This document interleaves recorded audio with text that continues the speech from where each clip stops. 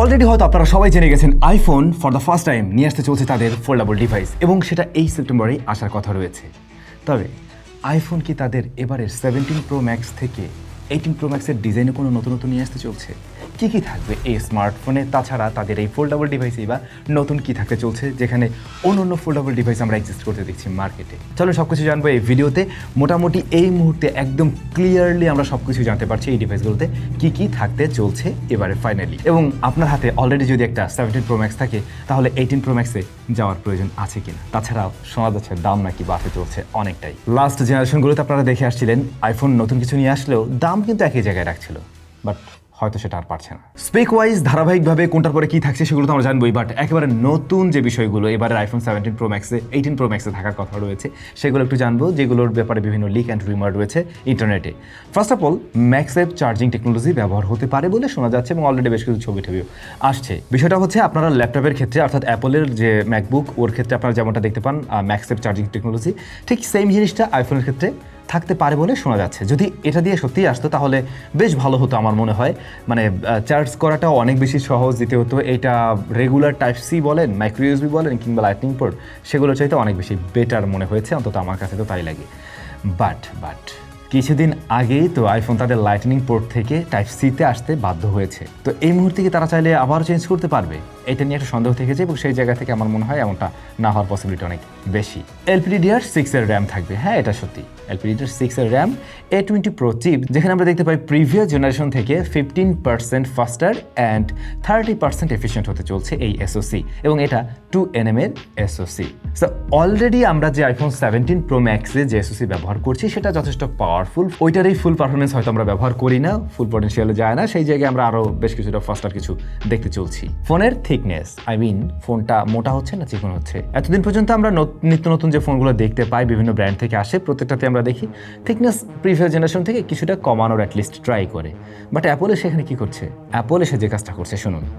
17 pro ম্যাক্সের thickness এই মুহূর্তে 8.75 মিলিমিটার, বাট ওদের 18 প্রো ম্যাক্সের থিকনেস আরও বেশি কিছুটা বাড়তে চলছে, অর্থাৎ সেটা হতে চলছে 9 মিলিমিটার। তো অবশ্যই আগের চাইতেও বেশ কিছুটা মোটা হতে পারে, যেটা আরও বেশি বাল্কি একটা ফিল হয়তো আপনার হাতে দিতে পারে।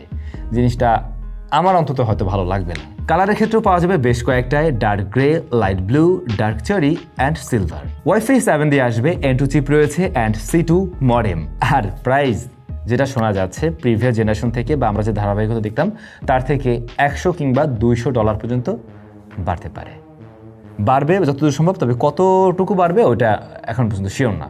আচ্ছা চলেন এবারে মেইন স্টেপ বাই স্টেপ যে স্পেকগুলো হয় সেগুলো একটু জানি, দেন আমরা আবার ফোল্ডের কাছে আসছি। First of all, body frame, যেখানে অ্যালুমিনিয়াম থাকার পসিবিলিটি আছে, যদি অ্যালুমিনিয়াম দিয়ে আসে, এবং এই সেম ডিজাইনই তো আমরা দেখতে পাচ্ছি এখন পর্যন্ত 18 প্রো ম্যাক্সেরও। সত্যি বলতে এই ডিজাইনটা খুবই বিশ্রী একটা ডিজাইন, এখন পর্যন্ত অ্যাপলের তৈরি করা সবচাইতে বাজে ডিজাইন বলে আমার মনে হয়েছে। এটা টোটালি আমার ওপিনিয়ন, আপনাদের মতামত ডিফারেন্ট থাকতে পারে। আর যদি কিনা আবারও সেই অ্যালুমিনিয়াম দিয়ে আনে এবং কালার কোডিং সেম রাখে, একই ধরনের কালার কোড ইউজ করে, তাহলে এটা খুবই জঘন্য একটা কাজ হবে। কারণ হচ্ছে অলরেডি আমি আমার আইফোনটা ব্যবহার করতে গিয়ে বেশ কয়েকটা জায়গায় ডেন্ট ফেলাই ফেলছি। এমন না যে ফোন অনেক উঁচু থেকে পড়ে গেছে বা কিছু এরকম না, হালকা চাবির সাথে ঘষা লাগলেও রং উঠতে পারে। এছাড়া এই ইস্যু আপনারা অনেকের ক্ষেত্রেই দেখছিলেন। সো এটা যদি ওরা টাইটানিয়ামে আবার ব্যাক করতে পারতো যেখান থেকে ফেরত আসছে, তাহলে শক্তপোক্ত হইতো, এটা সত্যি কথা। বা stainless steel, I don't know, মানে এই দিয়ে আসলে কি হবে। তারপরে ডিসপ্লের সাইজ যথারীতি 6.9 ইঞ্চ প্রো ম্যাক্সের ক্ষেত্রে, এবং রেগুলার যে ডিসপ্লে আমরা দেখতে পাই তেমন ডিসপ্লে, তবে আরও বেশি নাকি এফিশিয়েন্ট হতে চলছে, সেই সাথে ব্রাইটনেসও একটু বাড়বে। দেন 48 মেগাপিক্সেলের তো মেইন ক্যামেরা, এর পাশাপাশি 48 megapixel ultra wide shooter and 48 মেগাপিক্সেলের টেলিফটো, 24 মেগাপিক্সেলের ফ্রন্ট ফেসিং ক্যামেরা। সেটআপটা একদমই পরিচিত আমাদের, তাই তো? তবে ইমপ্রুভমেন্ট পাওয়া যাবে। আর এসএসসির কথা তো একটু আগেই বললাম, A20 প্রো 5200 mAh এর ব্যাটারি। আর একটা বিষয়, ডাইনামিক আইল্যান্ড, না ওটা একদম গায়েব হয়ে যাচ্ছে না, ওটা থাকবে, অবশ্যই থাকবে, তবে সাইজে কিছুটা নাকি ছোট করা হচ্ছে, এবং ওইটা দেখে হয়তো সামনে থেকে আপনি বুঝতে পারবেন হ্যাঁ এই বান্দা আইফোন 18 প্রো ম্যাক্স ব্যবহার করে। আদারওয়াইজ আমার মনে হয় 17 প্রো ম্যাক্সের সাথে ব্যাকসাইড থেকে হুবহু মিল থাকবে। পরবর্তী বিষয়ে অবশ্যই যাচ্ছি, but this video is sponsored by Fernfix. What is Fernfix? Fernfix আমাদের স্যামজনেরই একটা সিস্টার কনসার্ন বলতে পারেন, বা আমাদের একটা অঙ্গ প্রতিষ্ঠান, যেখানে আমরা গাছপালা নিয়ে কাজ করি। খুবই অদ্ভুত লাগলেও সত্যি বলতে এটাই, আমরা টেরারিয়াম তৈরি করি, টেরারিয়াম সেল করি, এবং টেরারিয়াম তৈরি করার জন্য যে ধরনের ইকুইপমেন্ট দরকার হয় সেগুলো সেল করি। আপনি নিজেও চাইলে নিয়ে নিজের মতো করে বানাতে পারবেন, লাইক একদম বিদেশ থেকে ইম্পোর্টেড বিভিন্ন রকমের জার, প্লাস হচ্ছে সয়েল অ্যান্ড প্ল্যান্টস অফকোর্স, যেগুলো বাংলাদেশে তো পাওয়া যায় না, আপনারা খুব ভালো করে জানেন। সো এই জিনিসগুলো আমরা সেল করে থাকি ওখানে। আপনাদের অনেকেরই এই ধরনের বিষয়ে শখ রয়েছে, অনেকে বাসা বাড়ি বা অফিসের ডেস্কেও রাখতে চান, কারণ এটা টোটালি একটা ইকোসিস্টেম এবং জীবন্ত একটা জিনিস।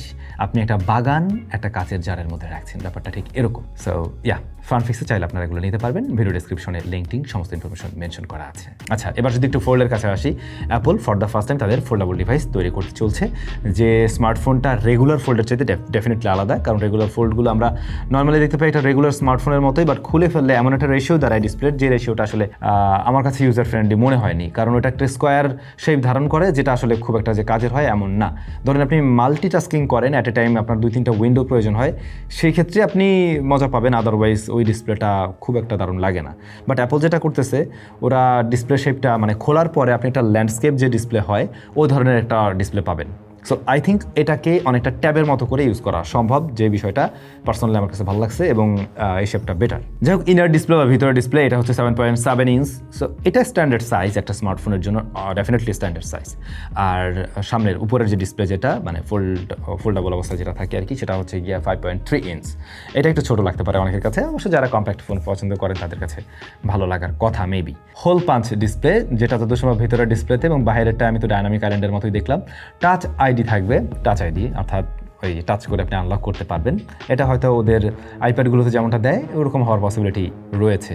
48 megapixel plus 48 megapixel main and ultra wide, না টেলিফটো এখানে নেই, তবে 24 করে 2টা শুটার আছে, ওই যে ভিতরের ডিসপ্লে বাইরের ডিসপ্লে মিলে। টাইটানিয়াম অ্যান্ড অ্যালুমিনিয়াম, এইখানে একটু কনফিউশন কোনটা থাকবে, নট শিওর এখনও, বাট এই দুটোর মধ্যে থাকবে একটু শিওর। টাইটানিয়াম হওয়ার পসিবিলিটি অনেক বেশি এই স্মার্টফোনটা, যেহেতু ফোনটার থিকনেস কম হবে। আপনি যখন আনফোল্ড করে ফেলছেন, ফোনের থিকনেস দাঁড়ায় 4.5 মিলিমিটার, যেটা যথেষ্ট স্লিম একটা ডিভাইস হিসেবে গণ্য করা যায়।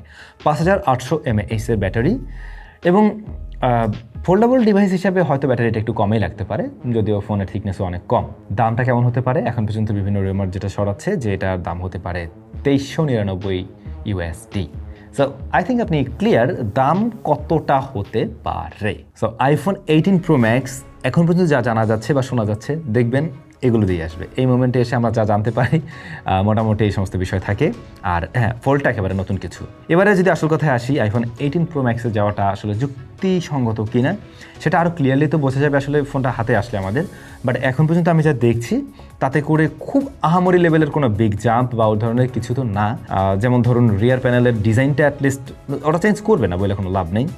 তাছাড়া আমরা কিছু জায়গায় যেমন পারফরমেন্সের ক্ষেত্রে ইমপ্রুভমেন্ট লক্ষ্য করবো, আদৌ সেটা কতটুকু আপনার প্রয়োজন হবে সেটা একটা বিষয় আপনার উপরে থাকতে পারে। তাছাড়া ডিসপ্লের ডায়নামিক আইল্যান্ড, ওটা ছোট হচ্ছে, এটা হয়তো অনেকের কাছে একটু ভালো লাগতে পারে।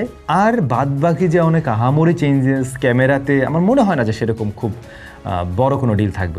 এআই নাকি এবার একটু ফোকাস দিবে, দেখা যাক। কিছু জিনিস যেগুলো অ্যাপল কখনোই লিক হতে দেয় না, ওরকম কিছু না কিছু অবশ্যই আছে, যার জন্য আপনারা একটু ওয়েট করবেন। সেপ্টেম্বরে যখন ওরা লঞ্চ করে, আবার তেমনও শোনা যাচ্ছিল সেপ্টেম্বরে লঞ্চ না করে একটু দেরিও করতে পারে, দেখা যাক সেটারই বা কী হয়। সো ওরা যখন নিজেরা অফিসিয়ালি লঞ্চ করবে তখন আমরা এই বিষয়গুলো আর একটু ক্লিয়ার হতে পারবো। নিশ্চয়ই তখনও ভিডিও পাবেন। সবাই ভালো থাকবেন, দেখা হচ্ছে স্যামসুংয়ের নতুন কোনো ভিডিওতে।